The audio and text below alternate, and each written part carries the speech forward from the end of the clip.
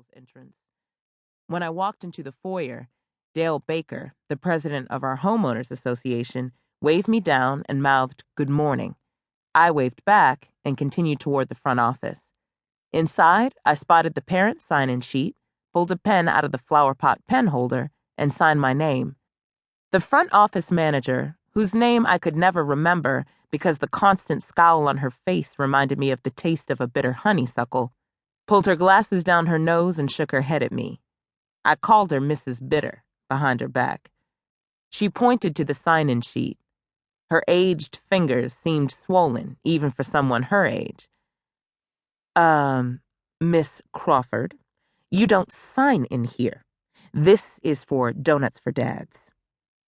"I know that," I said with a "don't start with me" smile. "Honey, I know you're rough and tumble. I see you on the news bursting down doors and pushing men around.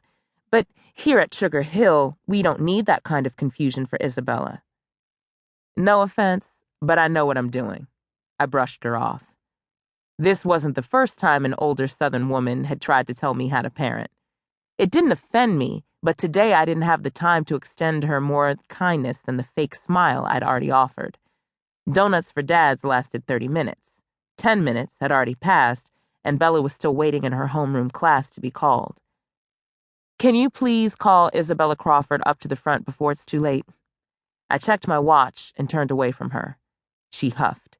"I'm sure you think you know what you're doing, but have you thought of how what you do affects Isabella?"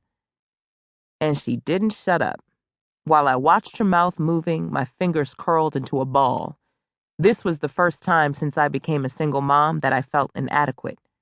It angered me. Thus, my resolve to be good faded the more she preached. Mrs. Bitter was about 5 seconds from getting her feelings hurt. I counted to 10 real slow and hoped for some miracle to stop me from knocking the taste out of her big, meddling mouth. "Mrs. Montgomery, I'm afraid this young lady has plans for Miss Crawford." Justice Morgan's voice made me tremble. I turned around. He stood in the front office threshold and looked down. Bella was in front of him. Her smile was as wide as the summer days were long. The shame I'd just felt faded away with every second of her presence in the room. "Surprise, sweetie!" I knelt down and hugged Bella. She broke free and grabbed my hand. "Come on, Mommy! Mr. Baker has saved us the biggest sprinkled cupcakes in the entire world because it's my birthday." I mouthed thank you to Justice as Bella whisked me away from Mrs. Bitter. When I glanced back, I noticed her head had dropped. Justice was saying something to her that made her cower. After Donuts for Dads, I thanked Dale and the rest of the PTA Room Moms Committee for putting this together and walked toward Justice.